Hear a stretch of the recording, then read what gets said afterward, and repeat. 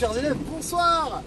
Alors, dur de réviser pour son interro de vendredi. Garnier n'est pas là lundi. Bon, alors on en était à la mondialisation. C'est quoi la mondialisation?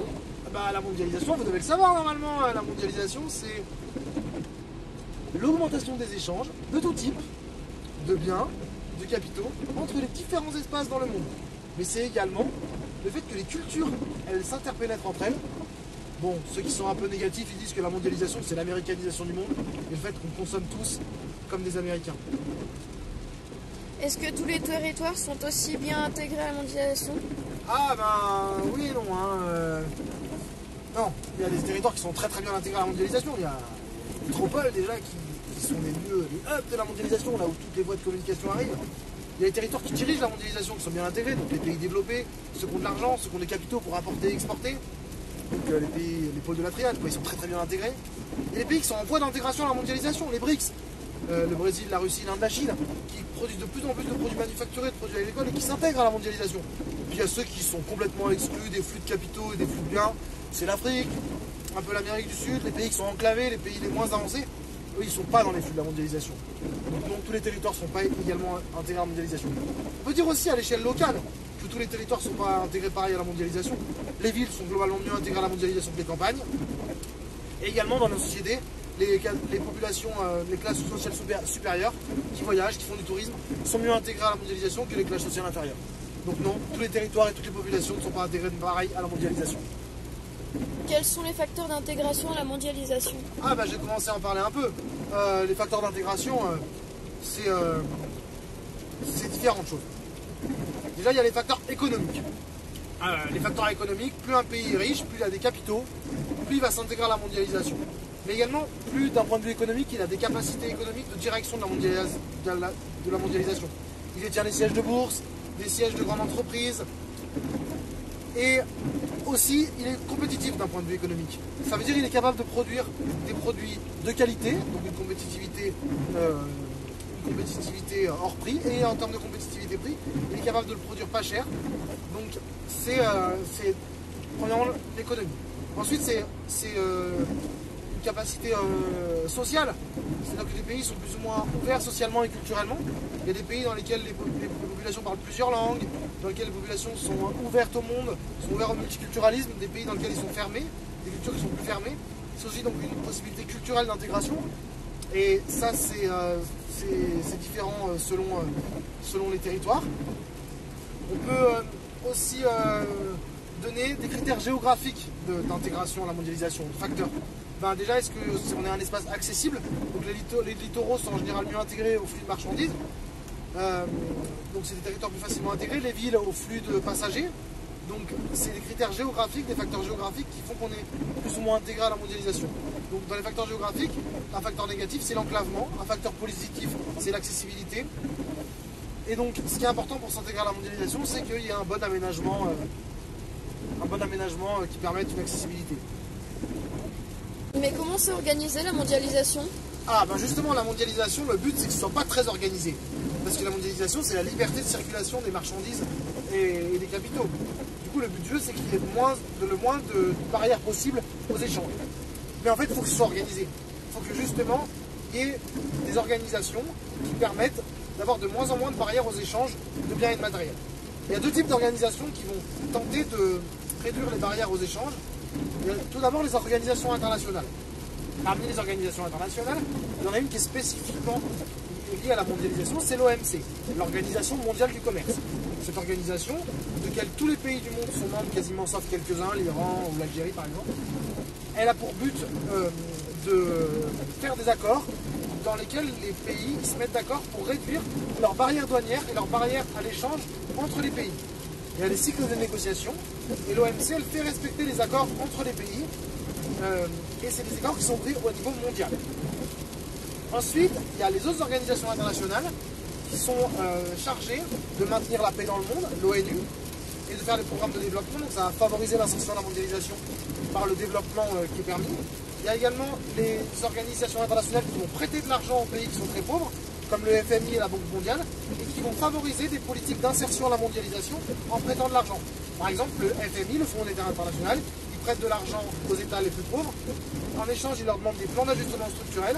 Dans ces plans, les pays pauvres, ils doivent ouvrir leurs économies et s'ouvrir aux importations et aux exportations.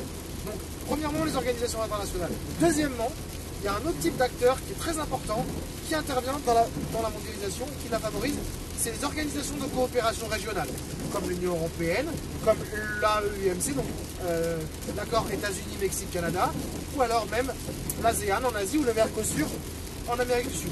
Ces accords, ils ont pour but de réduire les droits de douane, mais également parfois même d'avoir des monnaies communes, bref, d'augmenter les échanges dans les zones géographiques et de pays qui sont proches.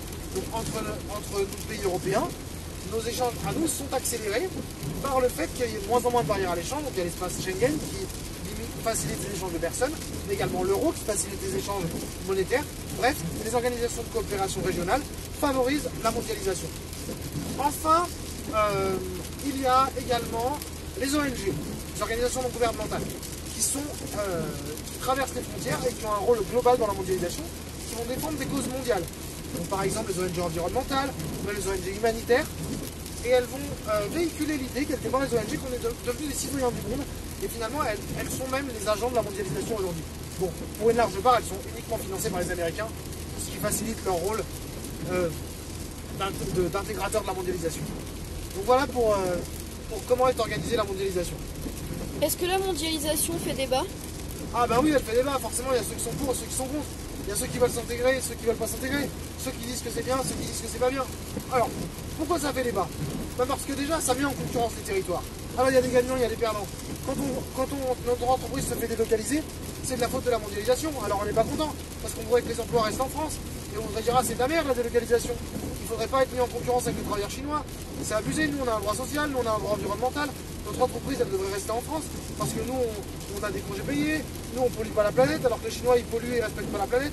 Bref, la mondialisation elle met en concurrence les entreprises et les travailleurs, et ça les gens ils sont pas contents. Mais les gens ils sont contents de consommer des produits chinois, c'est moins cher, et tout le monde a un Huawei, tout le monde a un Xiaomi, tout le monde peut consommer, tout le monde a des fringues faites en Chine, parce que c'est moins cher, et du coup on se casse pas le cul, nous les Français, à travailler comme des malades pour produire des produits manufacturés. Bref, la mondialisation, elle a ceux qui sont pour, souvent ceux qui consomment, et ceux qui sont contre. Elle fait donc débat, elle fait aussi débat d'un point de vue environnemental, parce qu'il y en a qui disent que la mondialisation c'est une catastrophe, ça nous conduit à consommer des pays de l'autre côté du monde, qui sont faits selon aucune règle, alors qu'on pourrait consommer local, on pourrait consommer court. Ça fait aussi des débats d'un point de vue économique, parce qu'il y en a qui disent que la mondialisation elle tire les salaires vers le bas, parce que tout le monde est en concurrence. Bref, la mondialisation elle fait débat dans tous les domaines, et il est intéressant à s'intéresser à ces débats. Tous les débats aujourd'hui de notre politique actuelle, elles sont liées à est-ce que c'est bien la mondialisation, est-ce que c'est pas bien la mondialisation, parce que quelque part toute notre vie économique et politique, elle est liée à la mondialisation. Quand on parle de débat sur l'immigration, c'est la mondialisation. Quand on parle de débat sur les fermetures d'usines, c'est la mondialisation. Quand on parle de débat sur la fiscalité et l'économie, c'est lié à la mondialisation parce que nos échanges ils sont interdépendants. Bref, tout est la mondialisation aujourd'hui, et donc il faut s'intéresser à ces débats-là. Qui est pour et qui est contre? Alors, globalement, qui est pour la mondialisation? Les libéraux. En France, Macron, les républicains et une partie de la gauche modérée. L'extrême droite et l'extrême gauche sont plutôt contre la mondialisation. L'extrême droite, elle est localiste ou souverainiste, et l'extrême gauche aussi. Elle est plutôt contre l'ouverture trop grande à la mondialisation. L'extrême droite, elle est plutôt contre les mouvements de personnes, pas forcément contre les mouvements de capitaux. L'extrême gauche, elle est plutôt contre les mouvements de capitaux et la circulation financière. Après, il y a les écologistes qui sont plutôt contre la mondialisation pour les raisons écologiques en général. Dans le monde, il y a des pays qui sont très très pour la mondialisation. C'est les pays développés, c'est la France, mais également les BRICS. Et maintenant, il commence à y avoir des acteurs qui sont contre.